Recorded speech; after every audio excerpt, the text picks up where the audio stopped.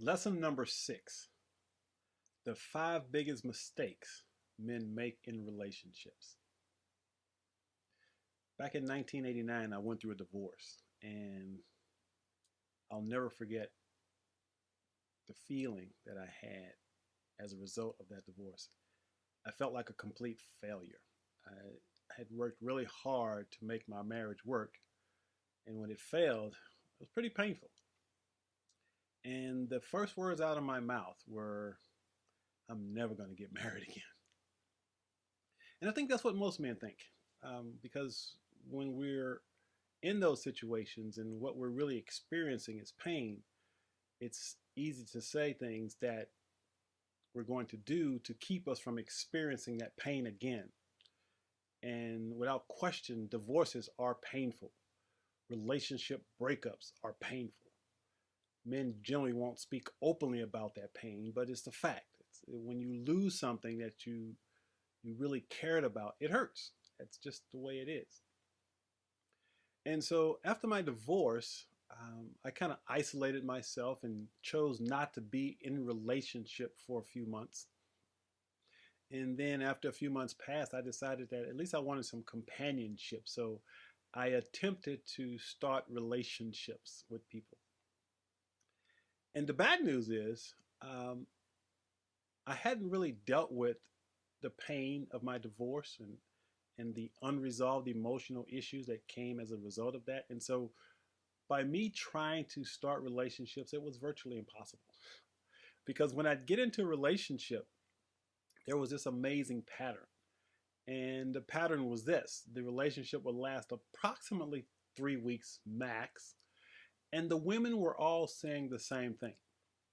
And this is what they would tell me: I care too much about you to stay in this relationship. Now think about that for a moment. I care too much about you to stay in this relationship, which at the time made absolutely no sense to me whatsoever. If you care about somebody, why would you be leaving them?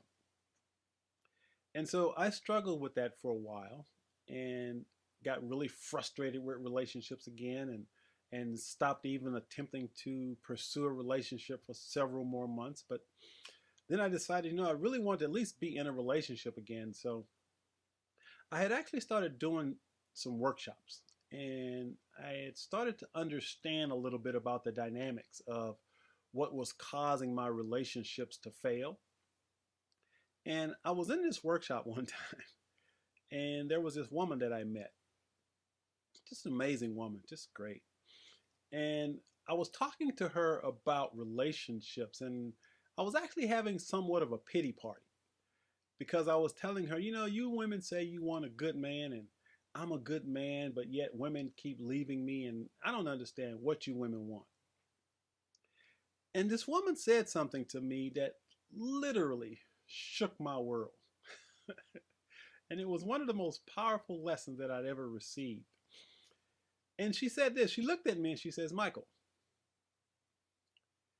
if one person calls you a jackass, you probably shouldn't worry about it. But if two or more do, you might want to get a saddle. And I looked at her and go, what? And she says, Michael, think about it. You keep talking about how all these women are leaving you. She says, but have you noticed that you're the only common denominator in all of your relationships? So maybe the problem isn't with the women. Maybe the problem is with you. And for the first time in my life, I really understood that relationships are never about the other person. Relationships are really about us, which was about me. And so when she said that, I knew, number one, that she was just being honest with me, but I really listened to what she said, and I really took it to heart, and I really paid attention.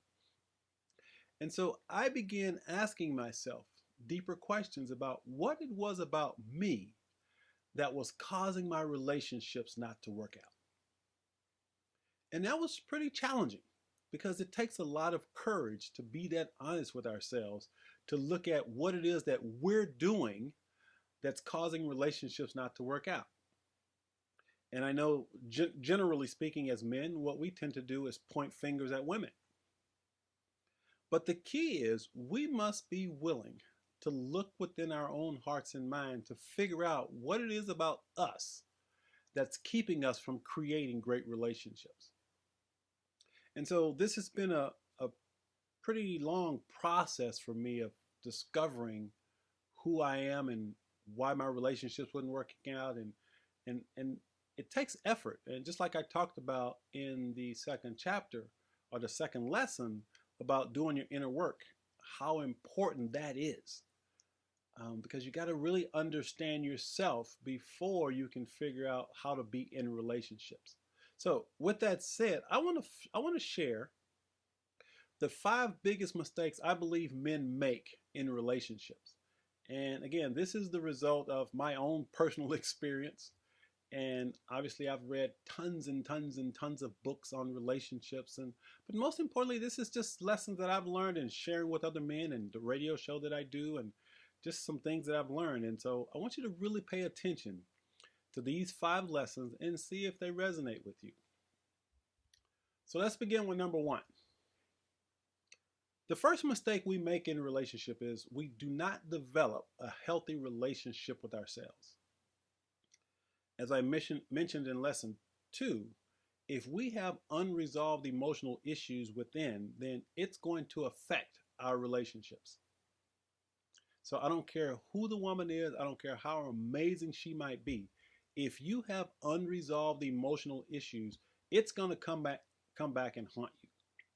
So that's why lesson 2 was so important. You must be willing to do your inner work so that you can remove any unresolved emotional conflict that's going to keep you from creating great relationships. So that's number 1, the biggest mistake we make. We don't develop healthy relationship with ourselves. Number 2, we do not clarify our values. So when we start looking for relationships, generally speaking as men, we only have 2 criteria. Number 1, how she looks. And number 2, how fine she is. Now I know that's a generalization, but the truth is, as men, most of us, or a lot of us, that's what we look for when we're looking for a person to be in a relationship with. But guess what? You can't build the relationships on physical attributes. If you truly want to build a great relationship, you got to go a lot deeper than that. And so one of the things that we have to learn how to do is to first and foremost clarify our values. What is it that we're looking for in a woman? So there are really 4 primary values that you really got to think about.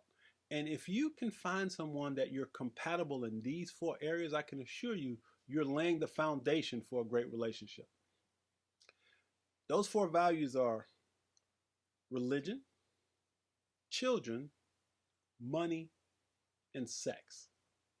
So when you start dating someone, if you're looking for a relationship, you have to ask yourself, what is this person's beliefs about religion? How much do they value religion? And obviously you have to be clear on what your values are around religion. Children. Do you want children? Do you have children? You got to make sure that you clarify your values before you get into relationships in regards to children. It's important. Money, big issue. A lot of people fight about money. Why? Because they didn't clarify their values around money before they got into the relationship. You must understand that your values around money is going to play a huge part in whether or not your relationship works or not. So if you're a big spender and can't control your money, you got to make sure that you understand that the person that you want to be in a relationship with may feel the opposite and may be a saver, which would possibly be a good thing. But if she's a saver and you're a spender, it could cause conflict in your relationship. So you just got to make sure that you clarify your values and then find someone that matches those values so that you can build a relationship together. And then, of course, there's sex. Big issue. What are your values around sex? If you are a sexual dynamo and like getting your freak on, well, the woman that you choose to be in a relationship with should have those same values. If she's a Miss Goody Two Shoes and is not really comfortable with sex, that's going to cause problems in your relationship. So we must learn to clarify our values before we enter into relationships. And that's a big mistake most men make in relationships. They don't clarify their values. So make sure that you do. Number 3, we do not make relationships top priority. Interestingly enough, I believe relationships are the most important aspect of our lives. But unfortunately, what we do is once we get in the relationship, we generally no longer make them a priority.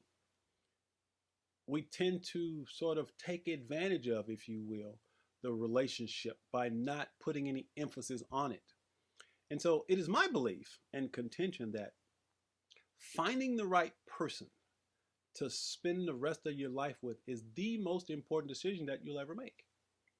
Because if you think about it, your spouse is the only thing that should stay with you your entire life. For example, you'll change jobs. Eventually, your children will grow up and do their own thing. Your parents will eventually pass away. But the one thing that should be consistent is your spouse. And so if that's the case, which it is, I believe, then we must make relationships top priority in our lives. Our spouses should come before anyone else.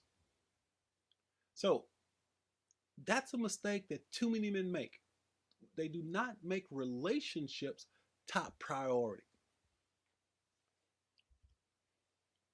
And number 4, we do not nurture our relationships. And so if you make relationships top priority, then you're going to have to be willing to learn how to nurture our relationships.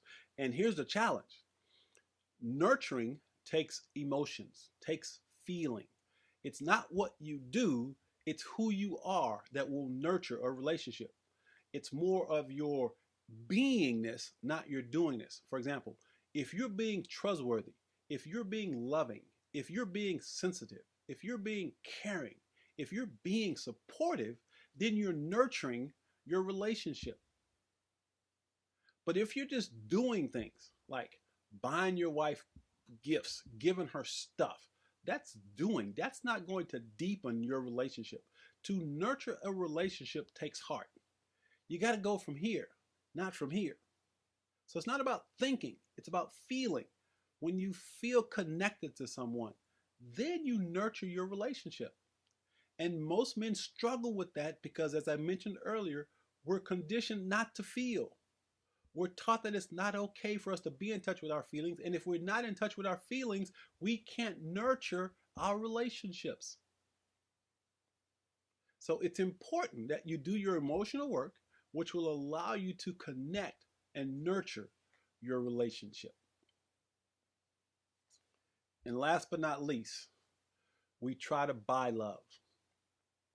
You see, in our culture, we're taught that he who has the goal makes the rules. And we're so materialistic that we believe that the way to a woman's heart is with our stuff. And yes, there are some women that do that. Some women that are materialistic and they only want to be with men that can provide them with stuff. But if you're watching this video, if you're participating in this course, you shouldn't want a woman like that. You should want substance. You should want depth. And so you have to learn not to buy love.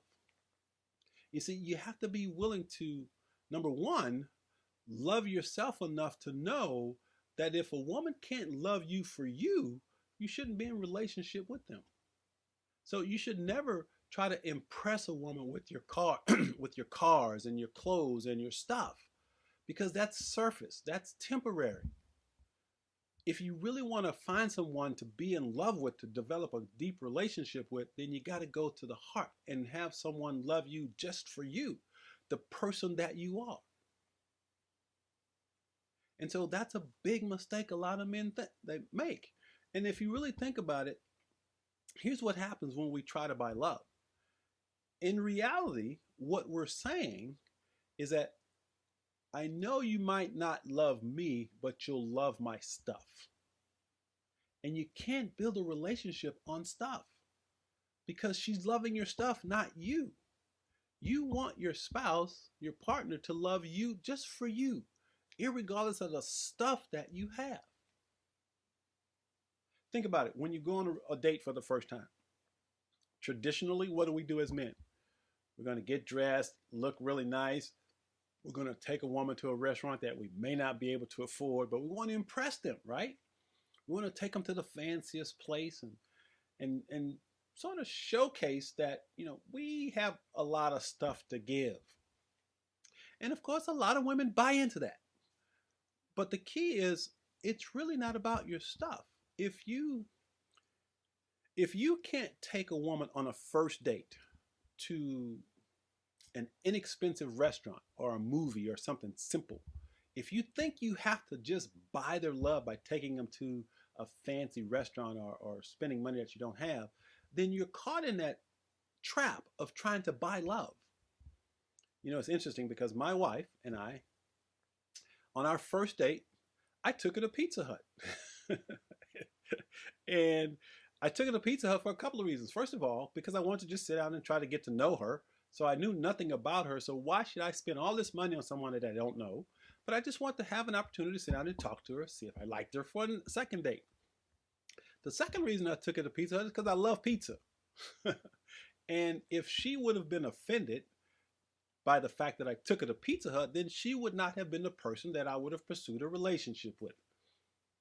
Well, fortunately for me, we went to Pizza Hut, and here we are 14 years later, still blissfully married.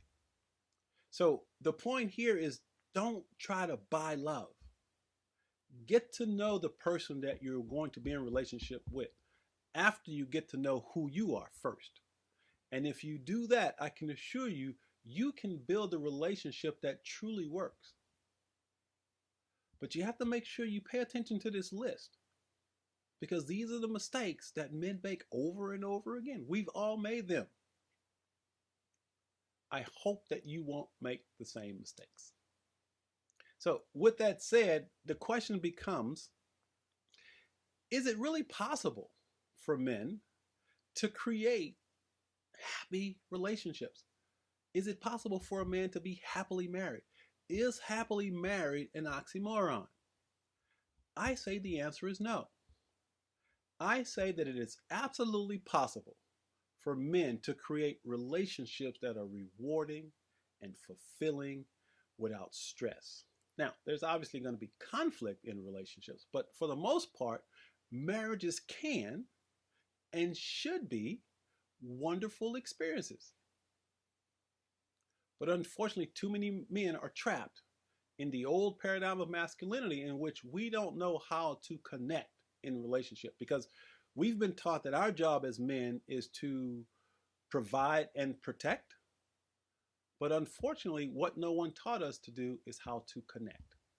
And that's what I want you to learn how to do, is to connect. So in answer to the question, can men really create rewarding and fulfilling relationships and marriages? I say the answer is absolutely yes. And here's my proof.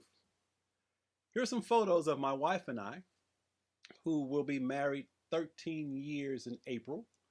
We've been together for 15 years. And I got to tell you that my marriage is what I've always known was possible for two people, to be happy with each other and to have a relationship that works. It's not this over romanticized, lovey-dovey, sappy kind of marriage that you might think happens in the movies. But what I can say is that I absolutely love this woman, and we have a wonderful, wonderful connected relationship. We're committed to each other. We're partners with each other, and it's a lot of fun. And so if I can create a marriage, a relationship like this, I know that you have the capacity to do the same. The real question is, What are you willing to do to create this type of relationship? Because it's all up to you. But just rest assured that it is absolutely possible for you to create the relationship of your dreams as long as you don't make the 5 mistakes that I just shared in this particular lesson. So, the choice is yours. Will you choose to create the relationship of your dreams? If the answer is yes, good luck. This is the end of lesson number 6.